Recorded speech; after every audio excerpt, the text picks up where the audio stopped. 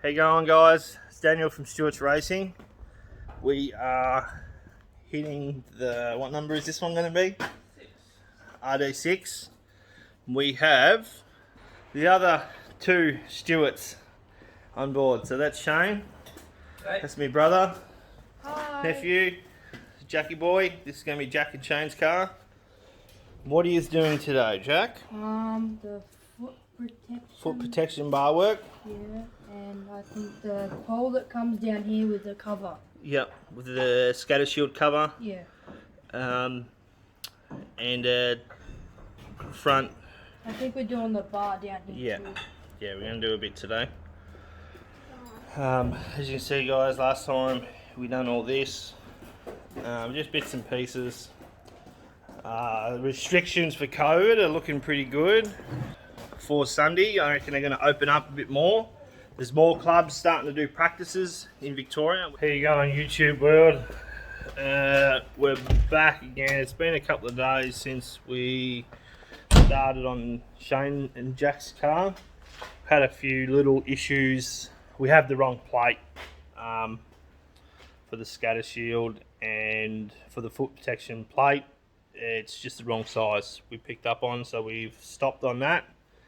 What we did is we made our crossover on the hump. We did bend up some more foot protection pipe. Could be one here. So just go on the other side and I'll show you. Sit it in.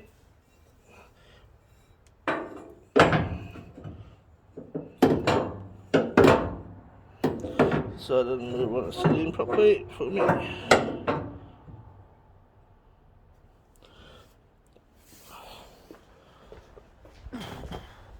Yeah, so we just ran out of steel. Because it was a long weekend, there was nothing open.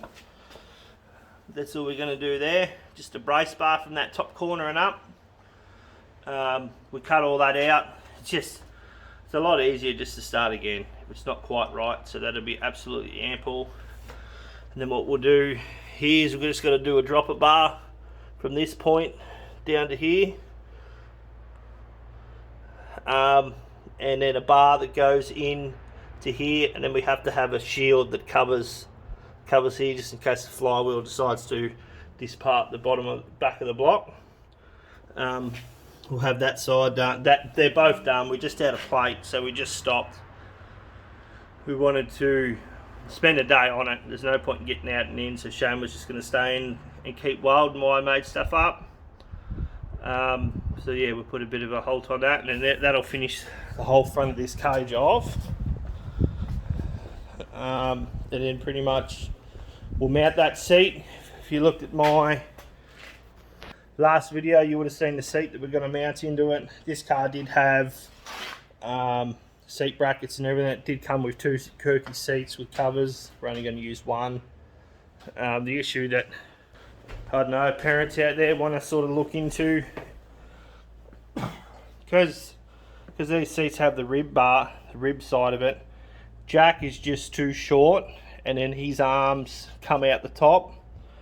It sort of comes out the top, and then his shoulders are hitting the side of his head. So it's just to have someone taller than someone short. These seats are just no good.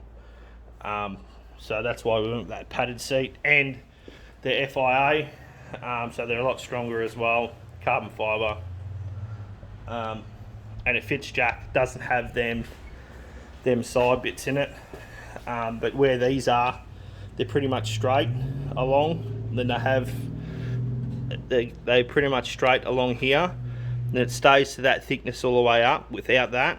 So Jack does sit in there, so it does somewhat of a containment seat as it is anyway.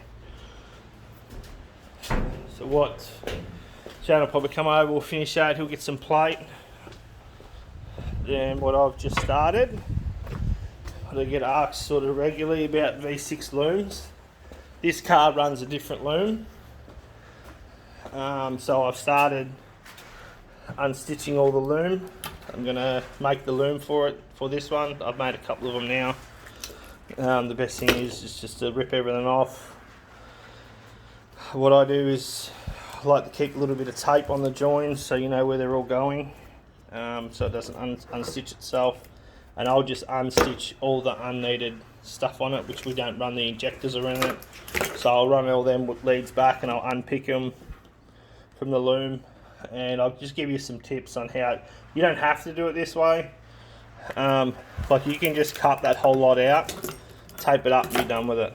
That's the easy dodgy sort of way you can do it. But I'll unstitch it all and show you a bit more on that. So I'll give you a run through. I'll show you what to sort of connect up so anyone can do it. There is a bloke out there that makes looms, and by all means they are very good looms. That's what I've got in this car.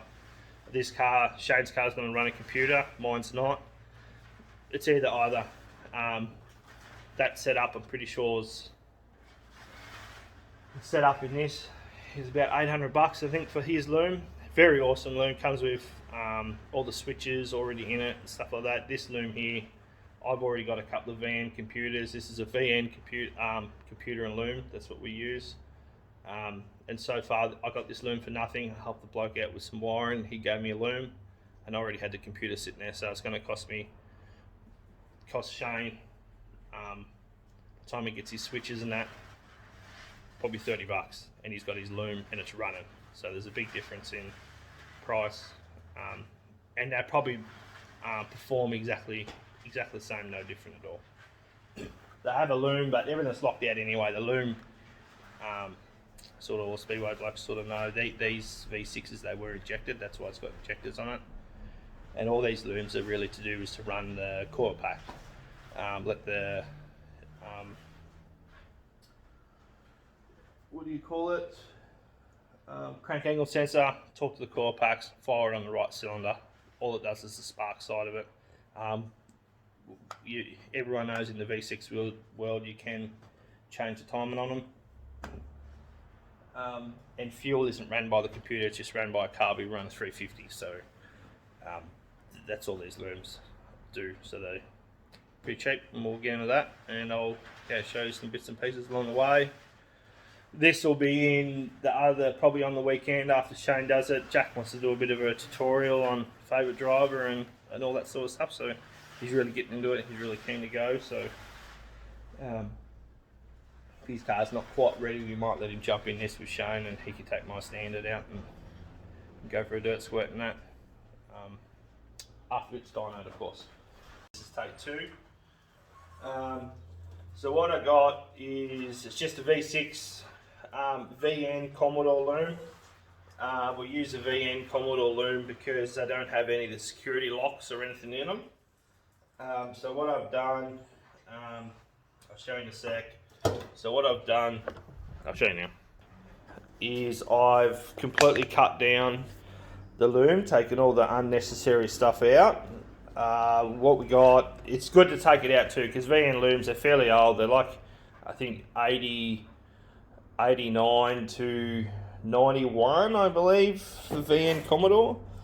So what I got is the power side. It's just a bit of an intro to everyone, because I have done a lot of looms and I get a lot of calls about looms and how to make them, and I just sort of let people know and explain how to do it. So this is for your coil packs. This red wire here actually goes to the battery side of the car, the power supply. What I'm going to do is rerun it back up the loom to the computer. Obviously the computer will sit under the dash, so no water and stuff gets to it. I've taken a lot of stuff out. I'll put in just a picture of the last video I did, give you a picture of that. Just basic stuff in the loom. You'll find if you strip these back like I do, you don't have to. I think I said in the other loom you can just cut the main injector loom off and just sticky tape them up really. But on this one, Shane wants a nice looking loom, so that's what we'll do. We'll just unstitch all this sort of stuff on your looms, just so everyone sort of understands all you need is 2 big power wires on each of the plugs. I run them to direct power, so to your kill switch. So when you hit the kill switch, kills the computer and turns the engine off. So if anyone needs to run through with that, so just the 2 main wires, direct power to the computer. This wire here, we're going to do that to the ignition side. So you have your ignition toggle switch, power into your ignition toggle switch. Then from the other side, once you flick it from power, it livens this up. And then from this side, it'll have a junction on the back of the switch. It'll go into your push button. So it livens up the push button at the same time as it livens that up. Press your push button, it'll fire every time. These are a pretty good loom to work with. We are considering getting rid of this. We usually use this, goes into the loom up to the computer. This here I've ran previously on other cars and it gives it full advance, but we're gonna probably lock that out anyway, so I don't think we'll need that anymore. This is just the diagnostics, as sort of most cars do, with your little computers and whatnot, to see what's wrong with it and stuff. I don't believe we'll need that either. We go a bit more hands on and just pull a plug out and see what it's doing. So yeah, that's going to be Shane's loom, seal computer from a previous class. Just a VN computer. We'll unstitch all these out, get rid of them all, clean it up. Some wire to add the rest of it. But yeah, that's where I got to on the loom. You'll see the one before, what the full loom looks like. You don't need any of this sort of stuff.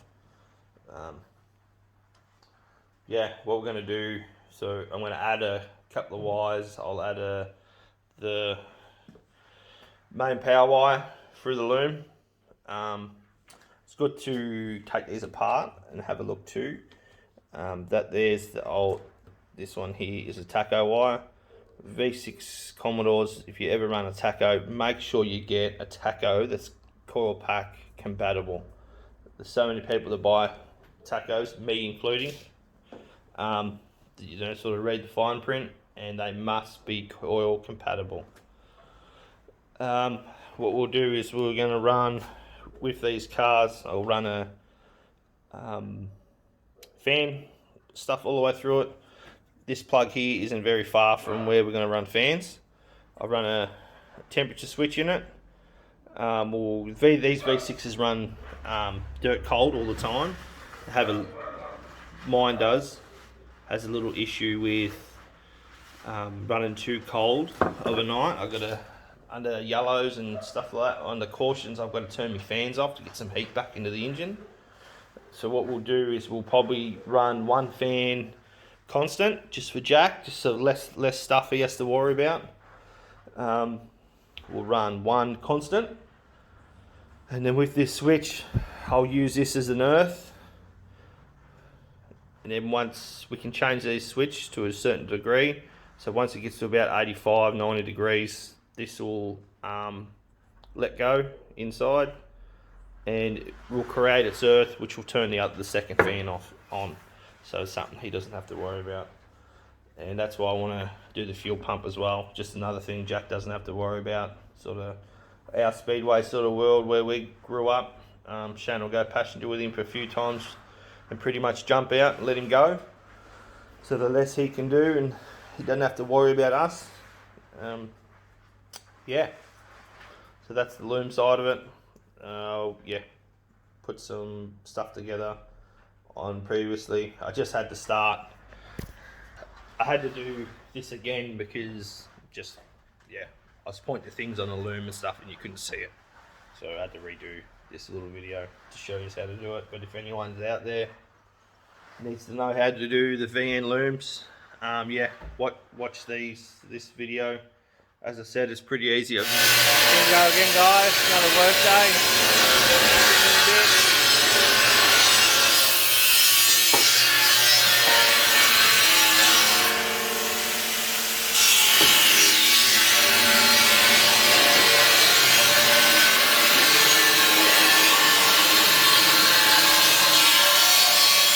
Get her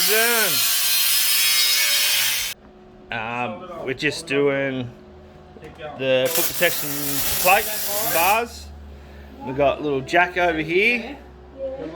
Got to start learning somewhere. So why not start building your own car? Fast. Go down a little bit. You're up a bit too high. Yep, go. Hold your trigger on there. Leave it on. That sounds really good. Yep. You come back around this way. Good job, bud. So we're cracking on. I cleaned up underneath the bonnet before, took some plates and stuff out. Just stuff that we can get and doesn't need to be in there. We're going to take the K-frame out, and we've got a K-frame sitting over there. That'll go in. Yeah, I might upload this one and I'll do a few. We'll just follow the build with this car. Instead of just waiting to do so much, we'll just do bits and pieces and yeah, go from there.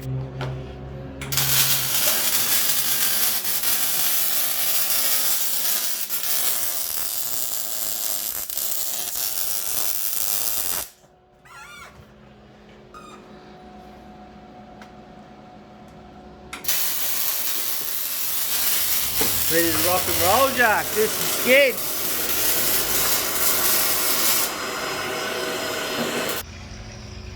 Hey guys, a bit more of an update.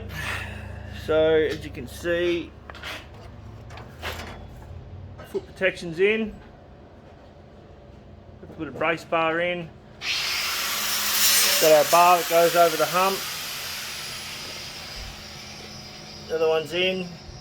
What we're doing right now is just going to make a scatter shield for the gearbox and a bar to the top of it,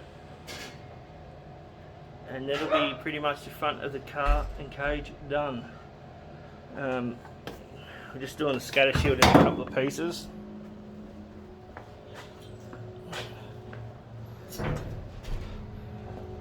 So we're doing just cut and shut everything, a couple of bands, and you'll see that fitted in a little while. It's pretty symmetrical for either side, so super pretty good. And we've got over here the other side of the family coming in. Righto guys, done heaps today. So scatter shield's all done, front crossover bar is done. We just done that out of box, makes it look a lot better in the front. All the foot protection bar work's done. We've done our brace bar, both sides up. So the whole front of the cage from here forward is all complete. We've done a touch more with the dash. Put our dash angle in, so we can put a dash in, just jumping ahead a little bit. But there's not much more apart from the seat. So we will put some, we'll probably do that in a couple of weeks or whatnot. Seat in. There's 4 things to do, and then we're good to paint, which window nets, quarter vent window bars, seat, and what was it?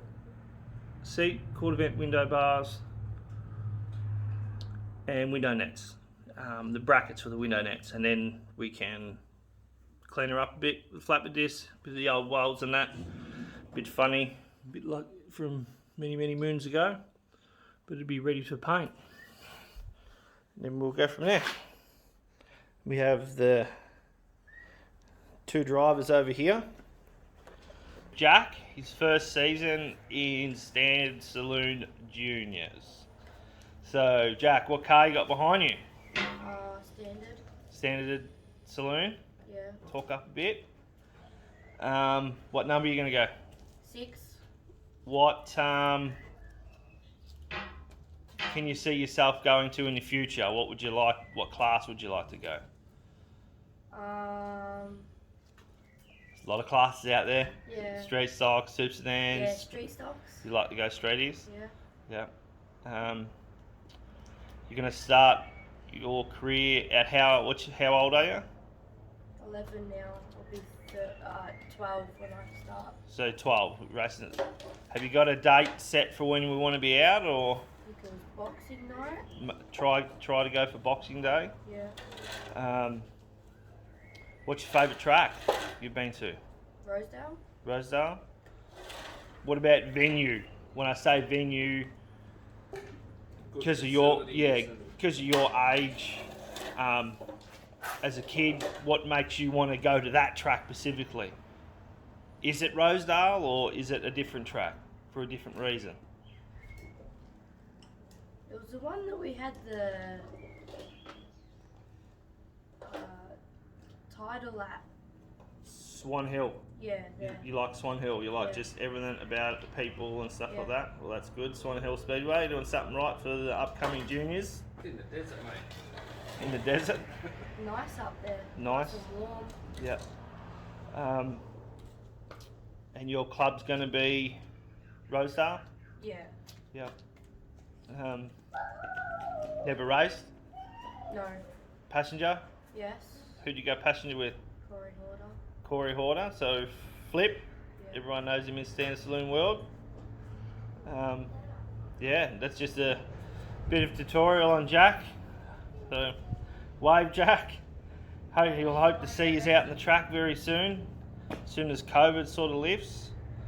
With Dad co-pilot beside him. Yeah. What made you want to race? That's another one. Just like watching it. Like it watching. was fun. Born into it. Yeah. Like Dad and your Yeah. uncles. Yeah. Yeah. Do you want to take the camera and show people around your car at all, or no? I'll see that on the video anyway. But Yeah.